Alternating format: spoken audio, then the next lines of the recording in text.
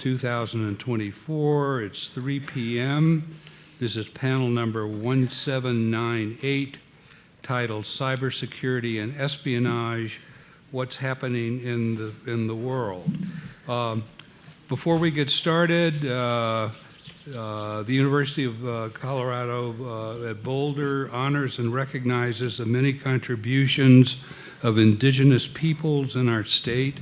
CU Boulder acknowledges that it is located on the traditional territories and ancestral homelands of the Cheyenne, Arapaho, Ute, and many other Native American nations. Their forced removal from these territories has caused devastating and lasting impacts, while the University of Colorado Boulder can never undo or rectify the devastation wrought on indigenous people. We commit to improving and enhancing engagement with indigenous people and local issues locally. Moving on, what we will do is we'll have the panelists, I'll introduce the panelists. The panelists will have opening statements. We will move on from that, and after we've had a full discussion of the issues raised by this very interesting topic, we will have a Q&A. We'll reserve the end of the discussion for that Q&A. We're using a note card system. You people who've been to other panels are familiar with that. To receive questions from the audience at any time in this session, simply raise your hand to request a note card and pencil from one of our producers. There are two producers around here, and they will give you a note card. Write your question legibly.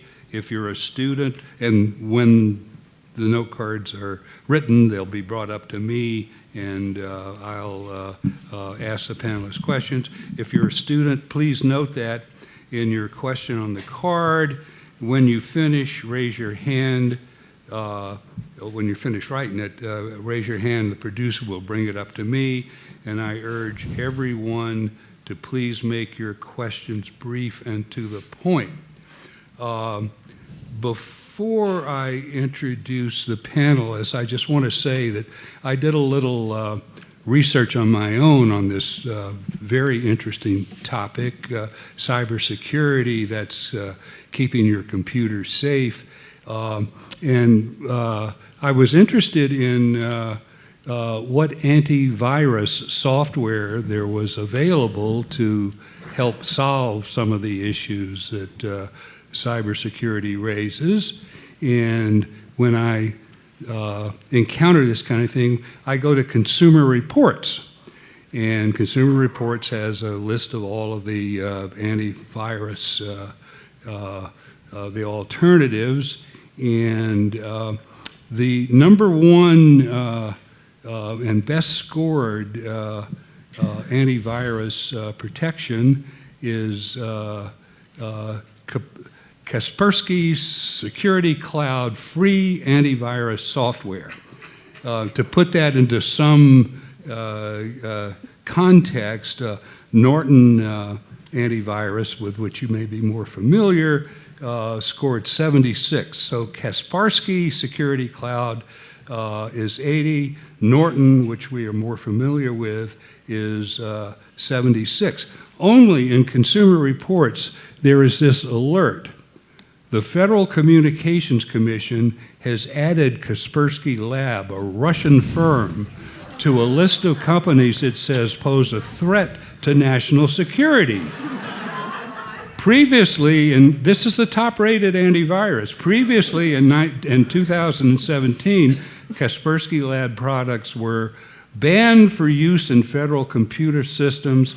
In addition, a number of independent security experts have expressed concern about the company. Consumer Reports has not independently tested Kaspersky Security Cloud free for its vulnerability to exploitation by the Russian government.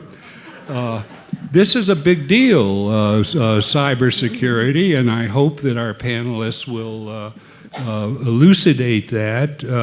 Our panelists are a CWA stalwart, Joe Cirincione. Good? Good. Terrific. Okay, right. And he is very versed in cybersecurity. He's a national security analyst, Council of Foreign Relations, advised John Kerry, Hillary Clinton, Barack Obama, Bernie Sanders, and Elizabeth Warren. It's true. Our right over there is Laura Harder. Are you in the Air Force now or the Army? The Air Force. The Air Force now. Boo. No. You're in Colorado, Man, man. this You is gotta on. Be careful. No. There's That's all right. And their biographies, by the way, are available online, full biographies. But Laura is a veteran in cybersecurity affairs. And our third panelist is John Spencer. John Spencer is like a world expert on urban warfare. He's published many things on urban warfare. You are in the Army now? retired 25 years. Retired. He's not quite sure what his tie-in to cybersecurity is. I'm going to make one. But if you have any questions about urban warfare and what's going on in Gaza and stuff like that, he's your guy. So each of these three panelists will give opening remarks, and after that we're on our own. Go ahead. Thank you very much. Thank you. One of the audience members here came up to me just before this panel and said they had heard our Apocalypse Now panel this morning, and it was really depressing. And it got them worried. You ain't heard nothing yet. This is truly terrifying. So here's my introduction to this. I do not have the expertise that Laura does on this, but I do know something about the intersection of cybersecurity and nuclear weapons, and it is not good. It is not good. If you do an internet search for cybersecurity and nuclear weapons, you quickly come up with three current studies on this, one by the General Accounting Office, one by the Nuclear Threat Initiative, one by the National Academy of Sciences, and they all say that our nuclear weapons are vulnerable to cyber penetration. In other words, things that, we can go into more detail about this, but basically, a determined hacker can get into our nuclear systems and ensure that nuclear weapons do not launch when we want them to, and possibly that they will launch when we don't want them to.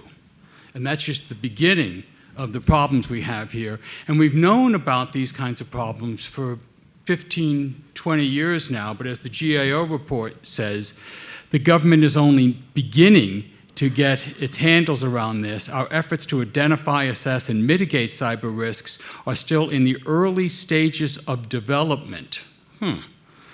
The agency in charge of this, the Nuclear National Security Agency, is still trying to inventory systems with potential cybersecurity vulnerabilities. This should be disturbing all by itself, but let me give you something just a little more specific about what we're talking about here when we talk about cyber penetration of a weapon systems. And we have some inkling of this by the experience with the Stuxnet virus that the US and Israel jointly developed to penetrate the Iranian centrifuge program.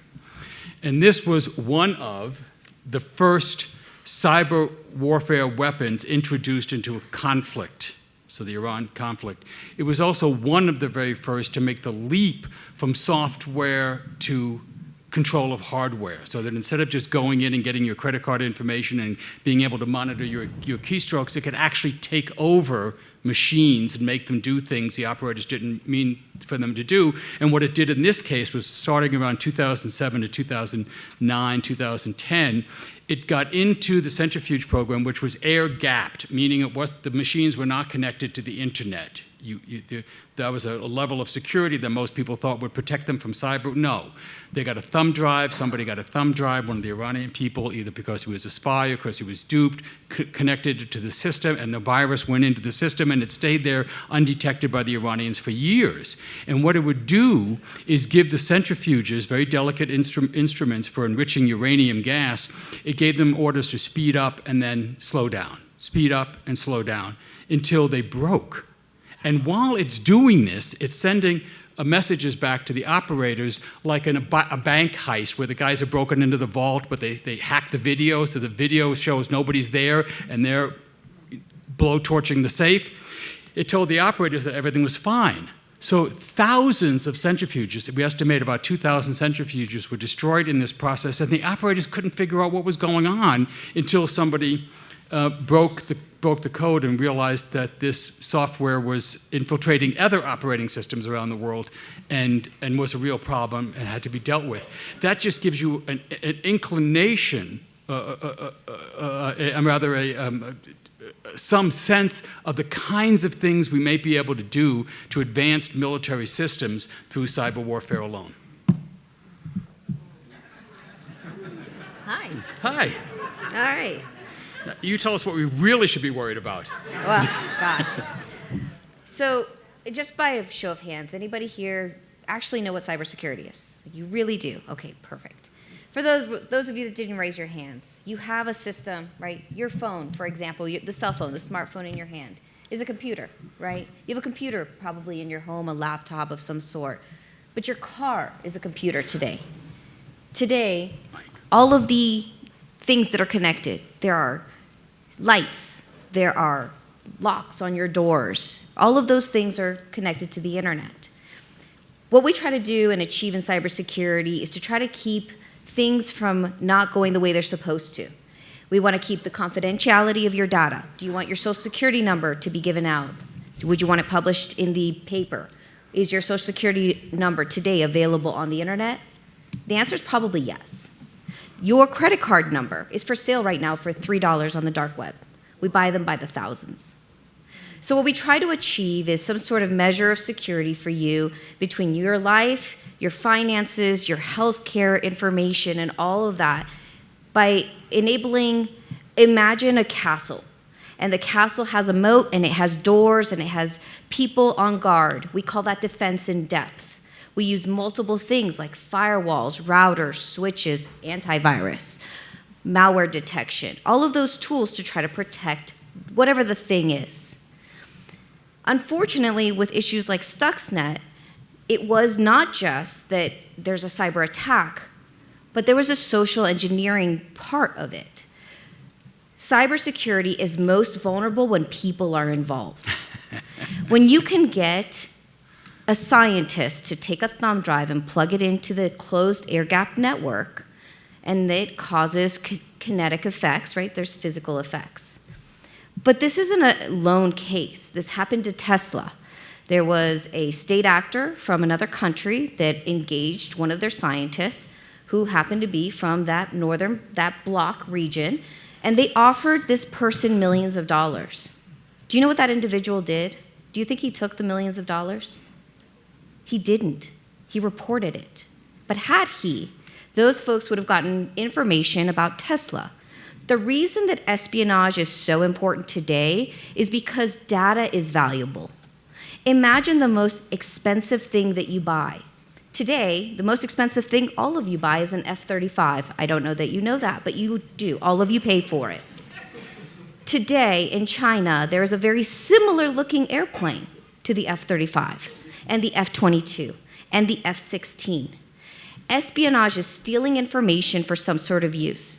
We know today that China has tried to steal information about our vaccines for COVID-19. They've stolen missile information, Prada bags, Gucci bags, everything that you can imagine. And espionage really encompasses that whole piece of it. So what we're trying to achieve in our everyday lives is to try to protect you and to protect the data and the things that you purchase. Over to me? Over to you. Over to you. All right, so I was told I could take creative liberty on all of it. So I'm the war guy. I'm the war in cities, and I could talk to you about smart cities and Internet of Things and how there's more sensors in cities than anywhere else. But in this creative liberty I'm going to take with the current and future threats in modern cyber age, I'm going to really agree with Laura on, the enemy doesn't want your money. He wants your data. And the real enemies want your minds. So Russia used to call it active measures before the cyber age, where I can convince a population to go against its government, where I can make an entire population not trust any institution, where they fear everything, where they mobilize in against their government where the governments cannot act. That's a threat. And they need not your data on what's your birthday, what's your social security number. I need to know what you follow, where you go, the things you see, the people you listen to. That's the age we're in now, where I can talk to you about Ukraine, I can talk to you about Israel and Gaza, but you already believe certain things, and I could provide you with information based on the ground, but there has been a cyber attack on you to convince you of information. And I think that's dangerous. I mean, even if you talk TikTok and why the US government is so against China's access to the information in our youth, it's for that reason. It's unfiltered access to what no nation of the world has ever had, which is access to minds, everybody's minds. And in military theory on top strategy at West Point, all nation states and all wars are a Venn diagram between the politicians, the militaries fighting the war, and their populations. So, although there's never been a guy named Sun Tzu would have a lot of things to say about the cyber age. That I can defeat you without fighting. I can defeat your strategy. That's the age we're in. That's the data that is hackable. That's the data. I can talk to you about the fears of artificial intelligence and all of that, but I think, especially the world I'm currently living in, is when everybody doesn't trust anybody, doesn't trust where they get their information, and how other people can gain from that. I sat in a panel that I created where I work at West Point, where we brought in the DNI, former DNI Clapper, because everybody was upset about Russia interfering with our elections. And he, as the head of Espionage, said, if somebody would have came to me with a plan to influence Russia's elections, I would have done that every day. That's called espionage. But now we have unaccess even to what we didn't have when Russia did try to sway our elections. Now is that the data's out there, the capabilities out there, and the risks are out there. Hope that was enough of a spin. I love that you talked about influence campaigns. 2019 or 2016 election, 2020 election cycles. One of the important things that we saw between 2016 and 2019 was that social media companies, pick one, right? Any Facebook, Twitter, Instagram, whichever one, right? Hundreds of thousands of accounts were deleted because they found that they were not attributed to people. So imagine going to an office every day, and every day what you're doing is you're creating memes. Everybody familiar with what memes are? They're pictures with words. Sometimes they're funny. Okay. So memes are pictures, and on them, they relay some sort of message, right? They're usually funny. They're very youth-oriented. So there were meme farms, and these meme farms did two things. They would create dissent between groups, right? Between people who were white and black, people who were Republicans and Democrats, people who were young and old, and all of those memes were created by the same people because the only goal was to create dissent. This was an entire cyber campaign. It happened for an extended period of time, and it caused a lot of issues for us socially, right? There were folks that were Black Lives Matter and anti-Black Lives Matter, and the people creating this were not Americans. But we created an echo chamber where we kept encouraging and retweeting and reposting and liking messages that were being created in a way to sway our opinion. And that's really important with cyber. Everything that you do today, if you think about it, how many of you pay bills writing a check and sending it? Or do you use a mobile device? right? We are so connected perpetually to these devices and with who we think is in our community. And it's important to note that sometimes those people in our community or the groups we belong to aren't real. They aren't really those people.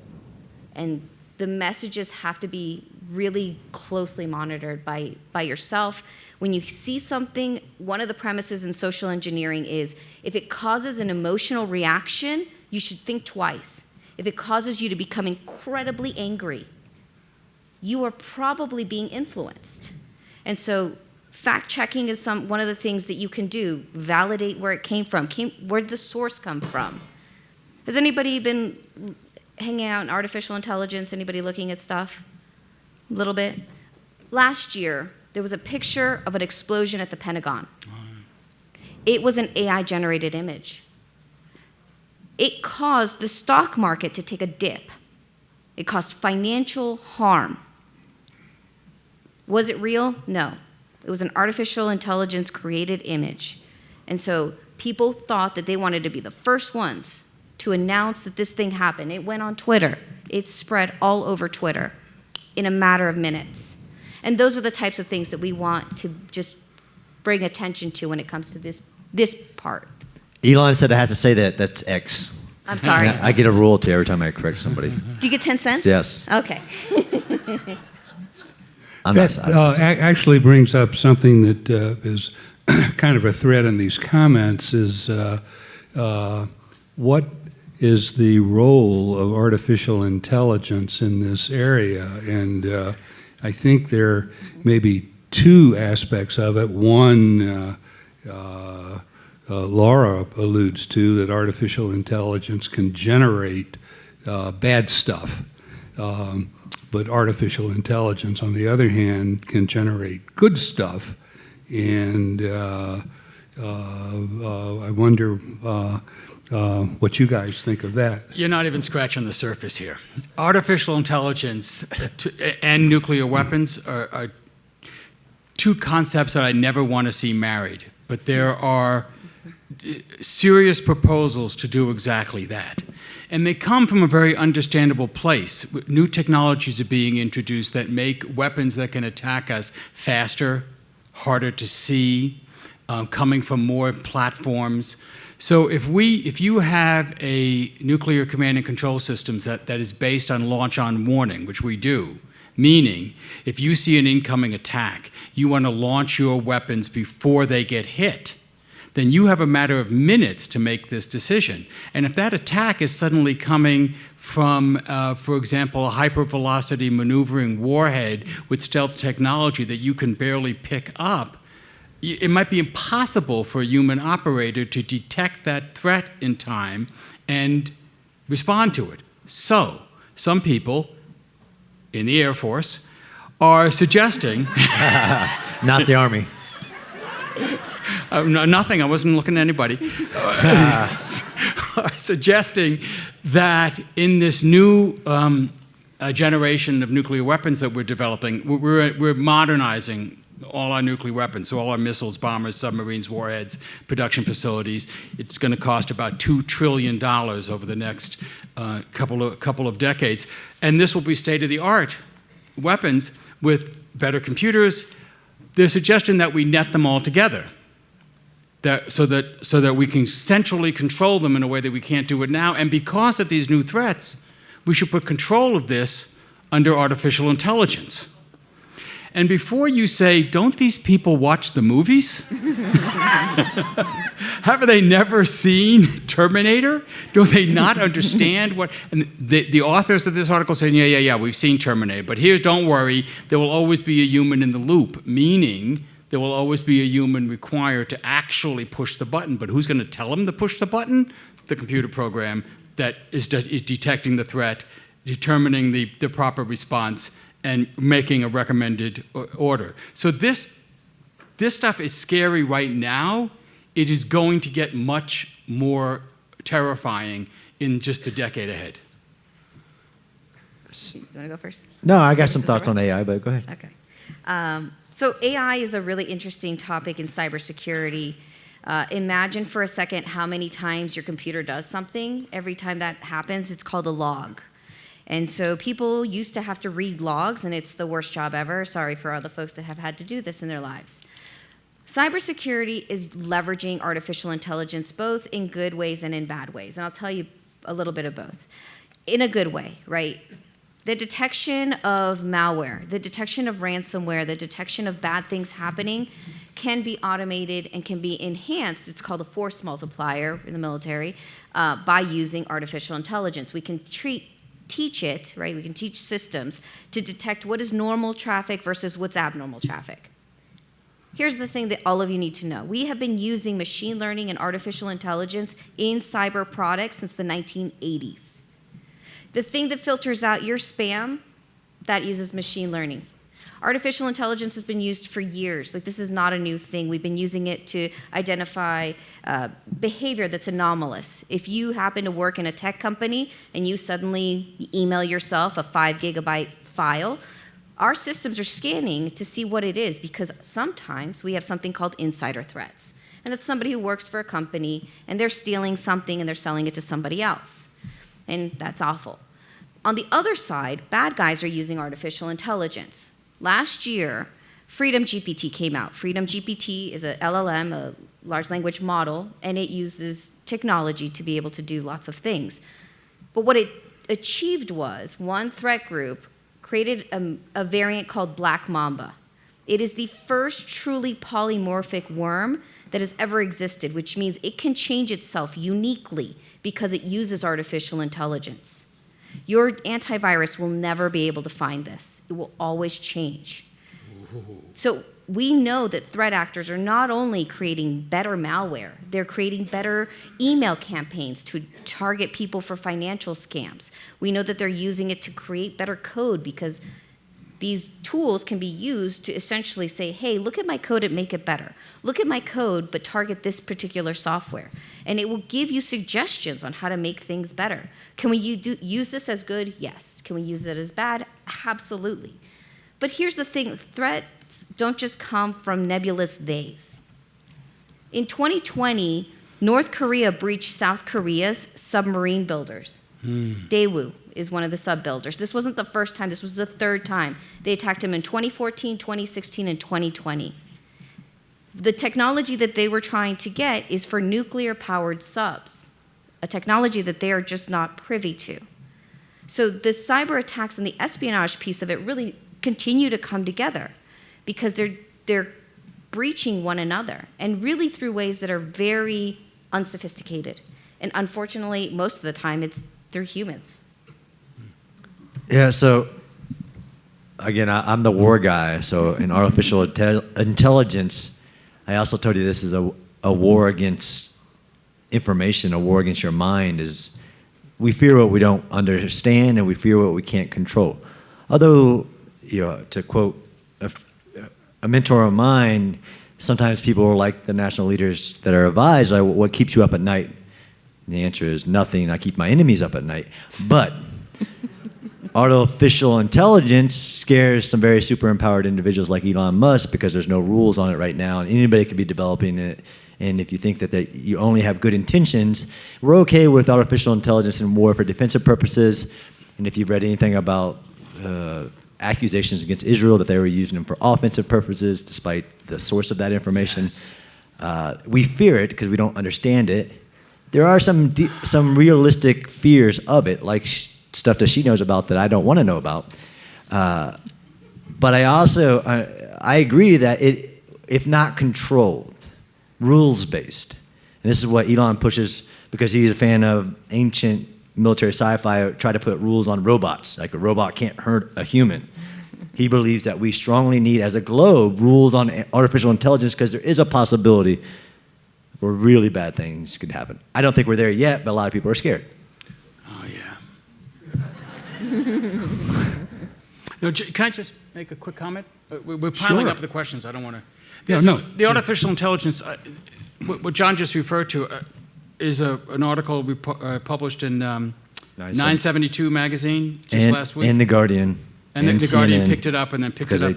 Do you doubt the I 100% doubt the information. Oh, really? I doubt it from, basically, if you read the article, anybody who served in the military knows that those sources are privates. So the journalist actually says, I can't tell you my sources, right? This is journalism. He actually says, but these are people who just joined the military, are dissuaded with their mission. And when pushed on who their sources were, he wouldn't say the level. So it's not like a senior level. Another reason I question the report, one is the explanation of how it's used. Just doesn't make military sense. Even the assessment of the system collates the target, then they decide, the system also decides how many civilians could die. It's not the way it works. And the Israel government didn't say like, no comment, right, in a classified system. They said, I holistically, emphatically, that is not a true statement what that system, Lavender, Gospel, anything, does. Okay, let me just tell you the story, then we can decide whether this was the second report they did on Israel's use of artificial intelligence in targeting. And because they wanted to conduct such a high-tempo operation, the article reports, the Israeli Defense Forces used artificial intelligence to help with the target base, to decide what targets to be hit. And in this case, they correlated all the information they know on known Hamas operatives or people suspected of being a Hamas operative, and they plugged that all into the system, and then they asked the system to target those individuals, and they wanted to target them at the most opportune time to assure a kill, and that was usually when they were going home to their apartment buildings, to their family, and that's when the strikes were ordered. And the parameters they were given was that they were going to change the acceptable civilian casualties per strike from close to 0 to 15 to 20 for a low operative to up to 100 for a high Hamas operative. And this is why this is what the article says. This is why you saw so many casualties, because the Israeli forces decided they could do this in a more efficient manner with artificial intelligence, and if they just changed the parameters and accepted higher collateral damage, they could kill more Hamas operatives, and that's why we're seeing very large bombs dropped on residential buildings. So, based on my study, there's so much of that story that can't be true. Just one is intermixed in between an intelligence collection system and a targeting system. They're separate in the process. There's a human in that loop. Now, the authors of this actually said, I felt like a rubber stamp. I was a human in the loop, but I felt like a human stamp. Yeah. Again, the wording's off, and I'm telling you as a military professional that do the investigation. If that was true, if anything in that article was true, that a system was making a proportionality assessment like that. So basically the system is saying, hey, we're going to take all this all-source intelligence on a single individual that we've gathered from multiple systems, which all countries do, whether it's in analyzing full-motion videos that we collect or anything. You collate a knowledge management system on a single individual or group or whatever network analysis, but then to make the proposition that the target actually makes a decision on the value, right? The way military proportionality works is that you have a military target, and if a system helps you determine a member of an organization or something like that, then a human assigns the advantage or the value of that target, and then the proportionality, how much force is it going to take to hit it. The reason that so many big bombs have been dropped in Gaza is because the targets are underground. So this is the analysis of a 2,000-pound bomb. Why would you drop a 2,000-pound bomb? Why can't you drop a 500-pound bomb? There's been more 2,000-pound bombs dropped in Gaza than any war in the last 30 years. That's a great data point. It's the fact that no military has spotted a combatant embedded in tunnels 15 to 300 feet underground, where a 500-pound bomb will only go about 100 meters underground, if that. So there's so much of that story that I would want more sourcing. And nobody covered the IDF's or Israel's immediate response. Like, that system you're talking about is an information management system. It is not a targeting system. And nobody assigns a rote number. That would be a violation of war. If you said, if you're a battalion commander in an enemy army, that means I can accept 10 civilians for your death. That's not the way it works. And the soldier who said that was led to that needs another class. So I strongly believe, based on my data, that there's so much to that story that wouldn't pass investigation. Okay, I'm conflating questions, so I'm not, quote unquote, so don't get upset if, because I will get to the gist. A thread that comes through the questions is, this is all very scary. What can we do?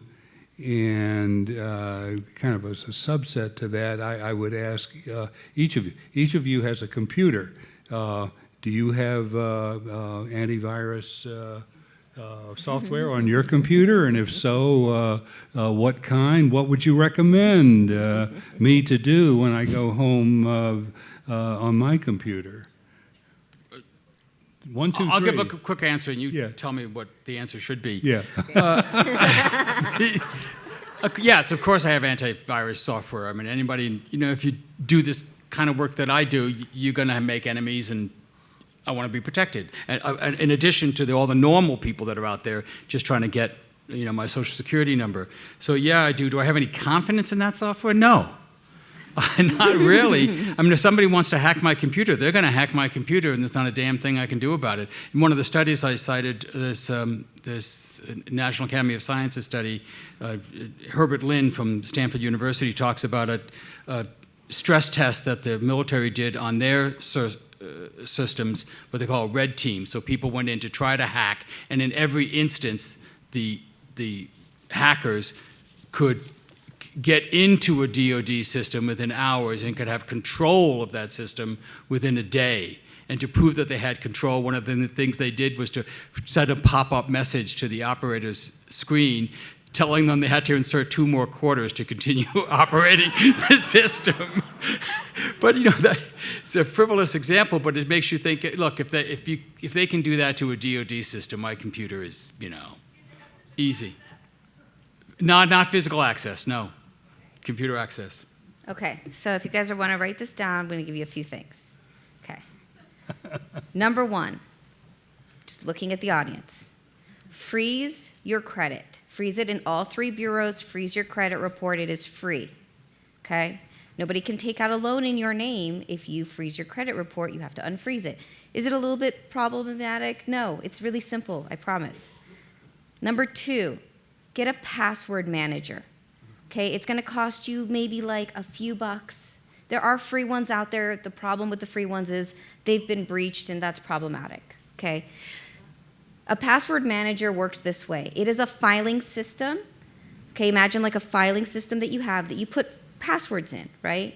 It's automated for the most part. You go to a website, it'll say, hey, what's your password? You type it in.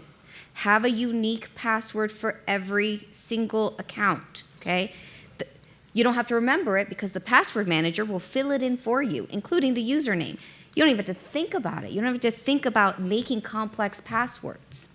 If you're saving passwords on your computer, if they are less than 17 characters, a threat actor can dump your password file, use an algorithm, and unencrypt your passwords. If you want to know if your passwords have been breached, go to haveibeenpwned.com. Have I been what? Pwned. Pwned is spelled like owned, like I own something, but with a P. I know, it sounds crazy. Haveibeenpwned.com. Put in your email address, and it'll tell you if you have been in a breach.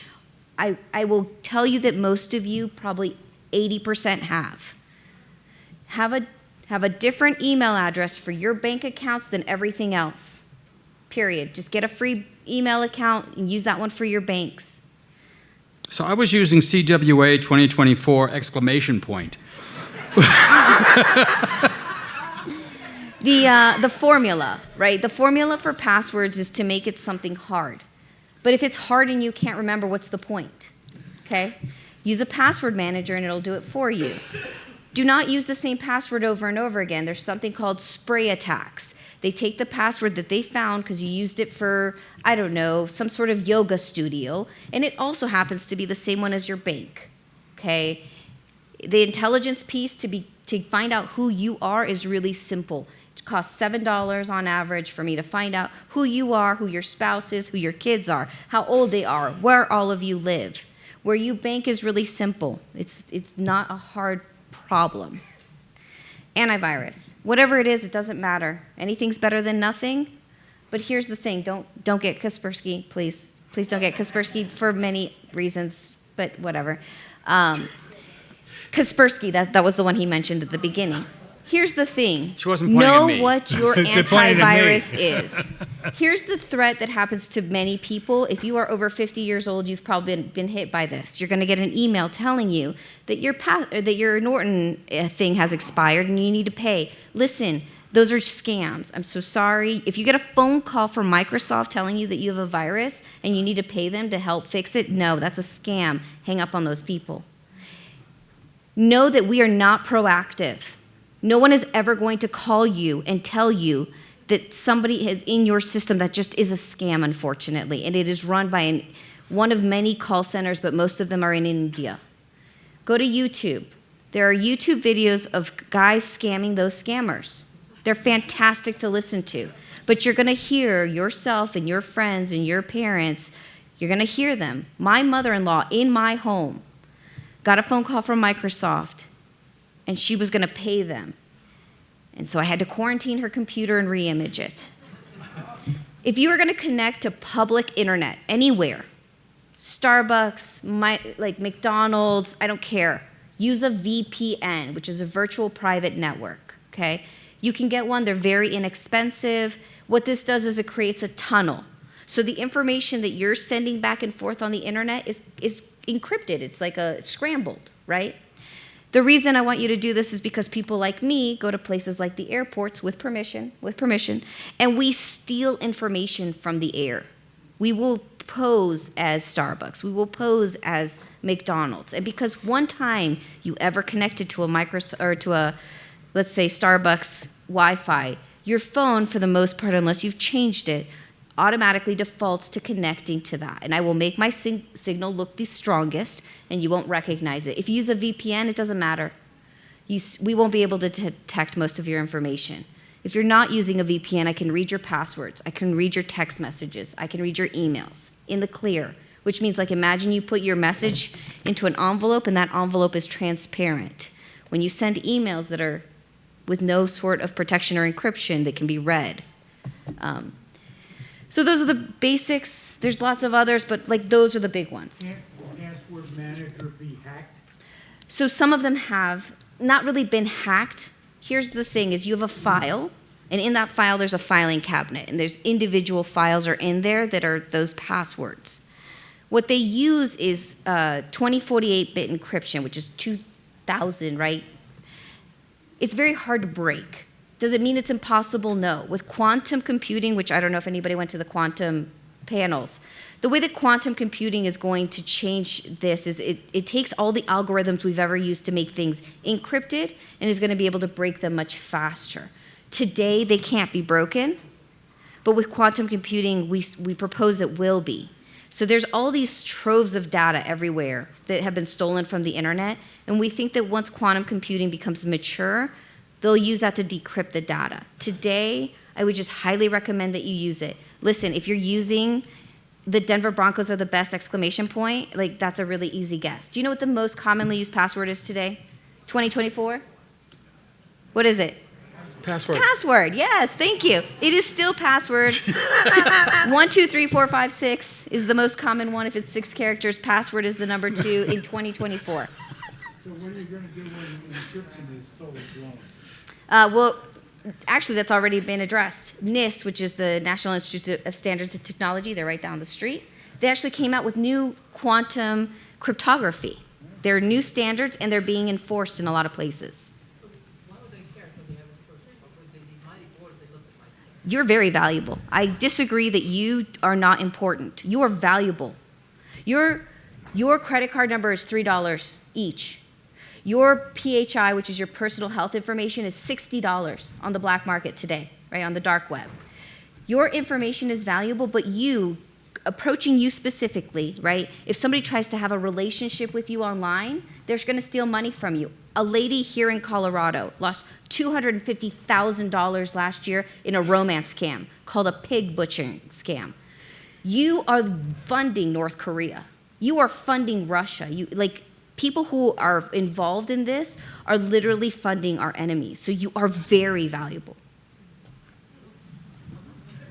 So the only thing I would say to that's amazing. I have to go home and make some changes. I would say is make sure you know what information you're sharing.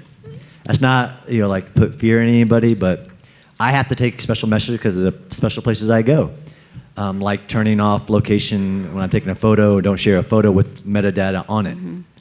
So every time you post something, this is why, again, TikTok is such a great threat to everything, is that the user agreements on what you agree when you sign up for the service to share with them and your data. So just know what data you're sharing. If you're okay with it, that's fine. But know what data you're sharing, and if you really start looking into it, whether it's the watch I'm wearing is tracking everywhere I'm walking, everywhere I'm going, where I visit every day, where I get my coffee, you just know that you're doing it and be cognizant of it. Also, surveys. Guys, don't answer surveys. Please, for the love of God, don't say what your favorite car is, your favorite color, what street you grew up on. These are the questions your bank asks you to recover your password. Please, for the love of God, don't answer surveys. Tesla, Thornton Street, blue.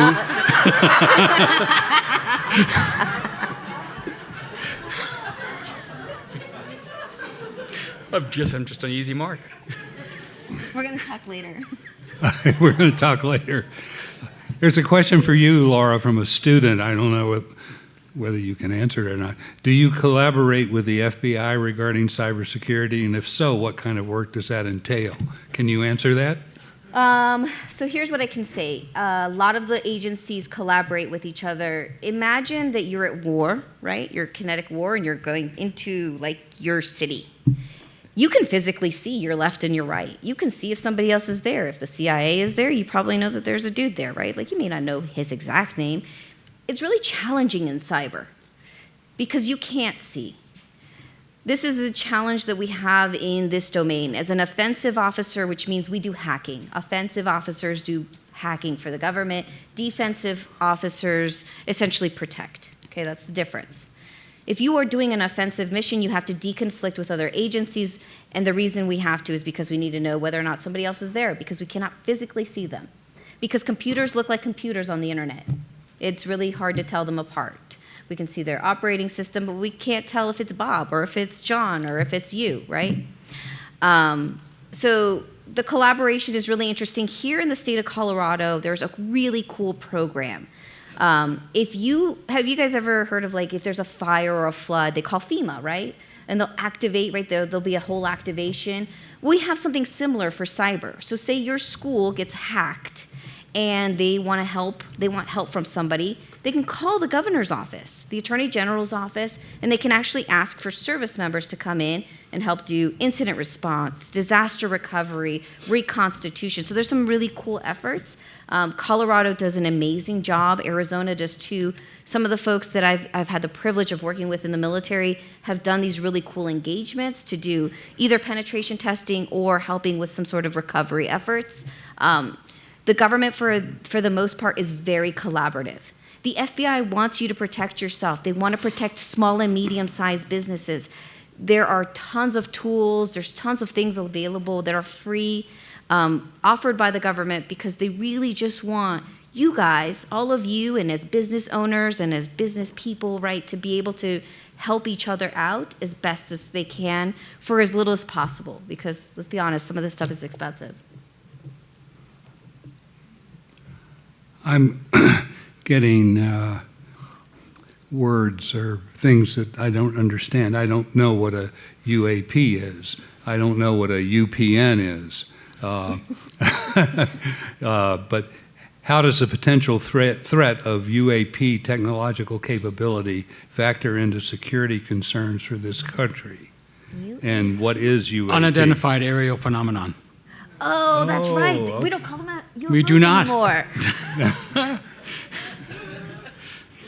Laura, come on. Okay, This is- so UFOs are doing what? how do UAPs factor into this? Right. How does the potential threat of UAP Are technological extraterrestrials capability trying to- Wow. factor into security concerns for this country or the world? I will confidently say that I am not an expert in UAPs. Do you know anything about aliens? I come in peace. I have no idea. Three Body Problem's really good on Netflix. I know that. I'll have to take a No, pass on I that. mean, that's all going to be classified, but I mean, threat is a threat. I thought they declassified all of it. Area 51, yeah. Yeah, I don't know. I wish I did. I'm so sorry. I have no idea. Do you know what a UPN is? Are UPNs safe against cybersecurity breaches? What? Is that a V? VPNs, I guess. Okay. Oh. Oh. Okay, got it. Oh, all right. It looks like a U. Okay. So let's move all the way back to the beginning. A VPN is a virtual private network, okay? They can be made by lots of different companies. So if you're going to buy one, know which company you're going to go with. I'll tell you which one I use. I use NordVPN and I use Proton VPN. There's reasons for it. NordVPN just happened to be one I really enjoyed using. I just recently went to Proton VPN because Proton is hosted in a place where they can't release your information. Those are the reasons I went with it. Are they susceptible? Yes, because I have seen free ones, especially in the Android market, that actually didn't work at all. The problem is that, unfortunately, people don't vet things. It's okay, it's not your fault, it's a lot of work. So if you are going to use a VPN, just double check where you're getting it from and who you're getting it from. Again, if it was manufactured in China, I don't recommend getting it. Here's the reason why, and not because I have anything against China. I mean, not really. Okay, maybe. There's a law in China that says the data that is in China belongs to China. If you are using Amazon Web Services, some of those are replicated in China because there are data centers that are there. You may not think that you're important, right? But maybe there is somebody who's a journalist. And if they want to get that information, they have the right to. But the same is true here in the United States. We have laws in the United States that allow, with the use of judges and getting, permission, they can get information about us as individuals as well. Most of you are not committing crimes, I hope, right? You didn't come here to learn how to commit crimes. And if you did, I'm sorry, this was the wrong panel. But the fact is that for most Americans, this isn't a consideration. So knowing where it comes from is important, because if your data is not protected in any way, shape, or form, then what's the point of using it? The whole point you use a VPN is to protect yourself, right? So I would just recommend that you buy it, whatever you're going to get, whatever VPN service you're going to get, just make sure you validate where it came from. Nothing is 100%. This is kind of like a sex ed conversation, right? You can't be off the internet. Let's be honest with each other. There's no abstinence from the internet. I'm sorry. But just try. Why the Chinese use VPN Wait, outside of we should. Sorry. Why doesn't Chinese use VPN outside? Why don't the Chinese use VPN in Texas, for example, Why don't the Chinese use VPN in Texas? in order to protect themselves? They do. I mean, when threat actors, here's the great thing. So pretend that you're a threat actor and we're going to be in Iran, for example. When they're launching attacks, they're not doing it from Iran. They're using something called a Tor router, and they're pretending to be somewhere else. And they do use VPNs to obfuscate their identities. Otherwise, we would know which threat actor group it was. Did anybody hear about the Microsoft breach recently? Microsoft had a threat actor, they call them something Blizzard. Midnight Blizzard. Midnight Blizzard is also called Cozy Bear, which is APT, I think, 39. Anyway, this is a group. They've got lots of names, same people. The reason we These don't are the know, Russians? Yeah, these Cozy are the Bear? Russians. Cozy, yeah. Anything with a bear from crowd. Anyway, they like using animals, right? Anything from China's a panda something, anything, it's fine. Moving on. There's a threat actor group. They attacked Microsoft, but they did it a long time ago. And what happened is they were in there for a year. They can detect that it probably happened in November, but they didn't really know until like last month.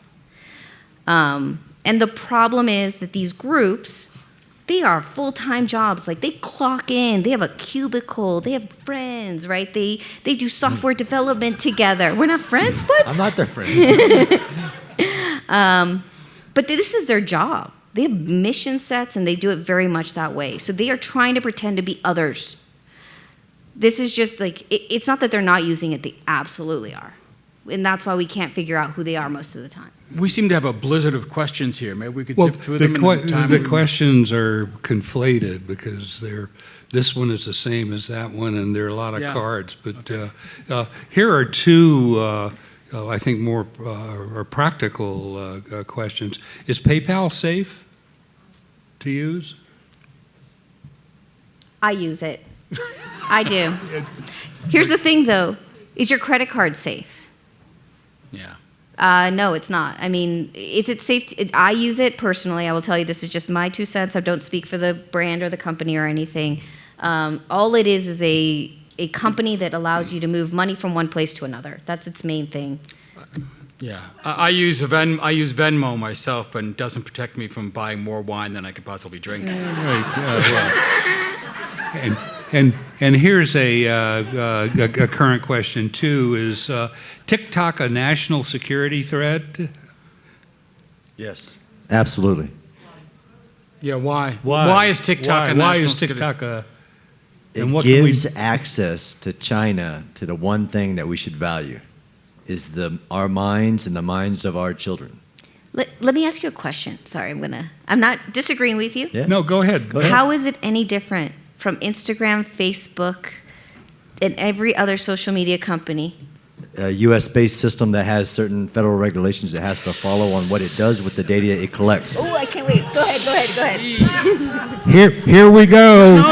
No. It's not a disagreement. It's just like those regulations don't seem to be stopping, actors from all over the world from using those systems to spread, false information, and sometimes willingly with the cooperation. I mean, there's a reason that Alex Jones' podcast is called InfoWars. Yeah. I mean, he is waging the kind of war you Exactly is. You say. So But, what do you? but why? What makes this a Chinese-owned company a unique threat? So if you, like you quoted earlier, read our national security strategy, who is our biggest threat to the United States' interest or way of life? China. Yes. So who do I start with my priorities of not giving unfiltered access to our population, which can influence the government, which can influence procurement, everything that we do. So it's like, which wolf do you want to address first? But what's the information they'd be gathering? I mean, is it? This is a genuine question. So the China gets the data, it all goes through, I guess, Chinese servers. So I'm not read into classified programs, but if you just extrapolate what we already know is happening, which is if I can get access to the way you think, the algorithm can feed you information, I can then surge resources to address those campaigns. So if I want to influence your election, I need data on how to do that. Yes. So the fact and they that would be able to get that in a way they can't possibly use Twitter or Instagram for. Correct. Okay. I could see that. Well, I she disagree. disagrees. but- I disagree only because information campaigns, disinformation, misinformation campaigns can be launched in any platform. Like there are actors that are sitting on X. Look, I used it right. On Instagram. Thank you. Right? So they're still capable of getting a lot of that information. The Cambridge Analytica, right? They were able to get information about political affiliations from everyone who was on Facebook, right? Facebook and Instagram, I think, because they're both Meta companies. So not saying that you're wrong, I'm just asking how is it different from what is already readily available inside the United States? Yeah. And in my world of academic debates, we just say, and when I totally disagree with you, we just say yes and. Yes, and. So I would say, is Cambridge Analytica able to do what it was able to do in 2016? Is it today Yes. able to do? I mean, they didn't really get in trouble. So Is the unfiltered access that they had at the moment when they conducted that campaign possible today? I think yes. Huh? I think that for the right amount, any researcher could get the information that they're asking for, because there's no guardrails. If you read, and how many here read your terms and conditions of the social media thing? That it's 17 pages, right? I'm not exaggerating, it is really long. And they change the terms and conditions and they'll notify you. I have read the terms and conditions on a lot of these social media sites. Every time you download an app on your phone, it's going to ask you what permissions do you want to give it. Who here actually looks at those? Do you uncheck them when you're thinking? Do you not install it when you think it's too much? I just downloaded British Airways' app yesterday. I'm going on a trip. Ways.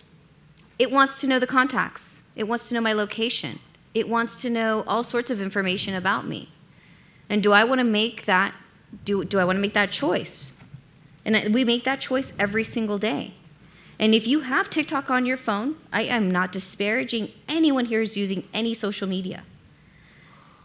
Do you know what they're collecting on you? Here's what they're collecting on you. They are locating your location services for the most part, even if they're turned off. The Washington Post did an analysis a few years ago where they took an Android phone and they drove it around Washington, D.C., turned off. Turned off.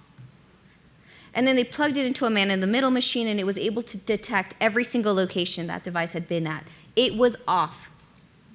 If you do not think that information is being gathered on you, then I am really sorry to say that it is.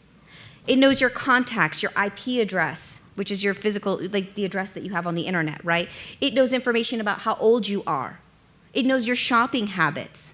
Your bank today knows your shopping habits. And sometimes you'll get a text message and it'll say, hey, we had this suspicious purchase. It was in a place that you're not normally at. Is this you? Right?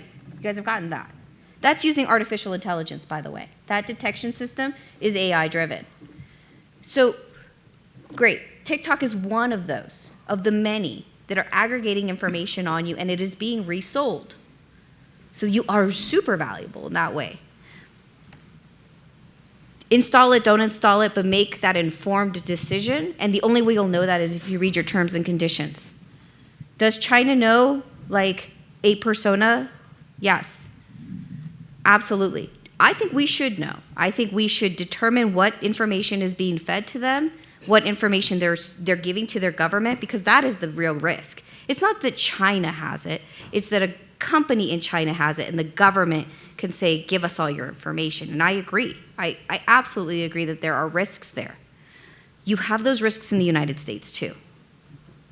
But can the U.S. government do anything about those risks that are in the United States? Yes, but we're not going to get into some of the legalities of laws that came out after 9/11. Yes. I have a question. Whenever two-step authentication is offered to you, should you choose it? Yes. Yes. Always. Always. Here's the thing. You're still people. All of you are people. Sometimes you make mistakes. Here's what happened. There's a multi-factor authentication company called Okta. This happened last year. And one of their admins kept getting this thing about approving multi-factor authentication. He kept getting the text messages. And it was 7 o'clock at night. He hit yes. Somebody else got access into his admin account because he just was tired. It was 7 o'clock at night. He kept getting these text messages. Right? This is a very isolated case, but can it be circumvented? Unfortunately, there are very few instances, but yes, it has happened. There are very few instances, but many times a lot of things happen. But yes, especially with your bank, anything that involves money, two-factor authentication. Okay. Final question is there anything that you would recommend for reading or resources to learn more about this very interesting and important subject? Let me start. Sure. 0 Days, which is a wonderful film by Alex Gibney, gives you the story of Stuxnet. And it teaches you more about this threat than you thought you could learn. And it's a great way to get smart about this very quickly. And that would be the number one thing I would recommend. Number two, as a closing comment, let me just say that this panel has turned out to be much more terrifying than I thought it was going to be. And it's not for the reasons I thought it was going to be. Laura Harder is one of the most frightening people I've ever met. And I just have a couple of questions for her. And you just met her, right? I just met her. I just have 3 questions for you. What's your favorite car? What street did you grow up in, and your favorite color is blue, I assume? Oh, here's my favorite answer to this. Every time I answer that question anywhere in a bank, I have a different answer. And none of them are the right one. So even if I told you where I grew up and my favorite color and what car I drove, in my password manager, I actually write what answer it is. A lot of times, my answer is Nunya, because it's Nunya business. Okay, so what should they read for more information? All right, let's be honest. Some of you are not going to ever read. That's fine.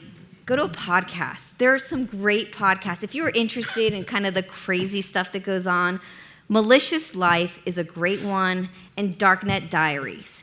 They're going to tell you some great stories. They cover Stuxnet in a really interesting way. If you do go to Malicious Life or Darknet Diaries, look up the Bangladeshi bank heist. This is such a cool story about how North Korea stole millions of dollars from a bank in India.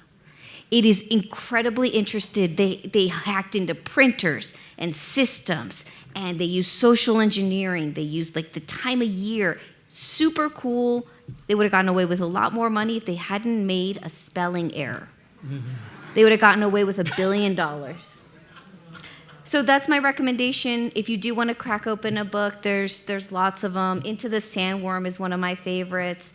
But if you want to learn about how to protect yourself, honestly, just look up 10 ways to protect myself online. Don't buy anything right away. Just read it. It will tell you the same things I've told you. We've been singing this story for 15 years. I won't be the guy that recommends my own podcast or book. It's out there. I would say I really enjoyed Elon Musk's biography, to trace the history of PayPal, to trace why he fears artificial intelligence and doing something about it, to the evolution of the servers of X. All of that is just interesting for me as a war guy to have a deeper understanding of those 3 issues. Okay, I'm with Joe. I'm leaving here much more terrified than when I came in. And I want to thank all 3 of our panelists for what I think has been a very interesting. Thank you. You are scary. You are a piece of work. Continuing education knows that at the end, students want to graduate, and we can help them do that because we take the time to really listen to their needs, and we understand all the different options that are available across the campus for them. We don't take a cookie cutter approach. We realize each student comes with their own story. So whether it's a part-time student looking to complete a degree program or someone just looking for online courses, we're there to connect them to the resources of the university.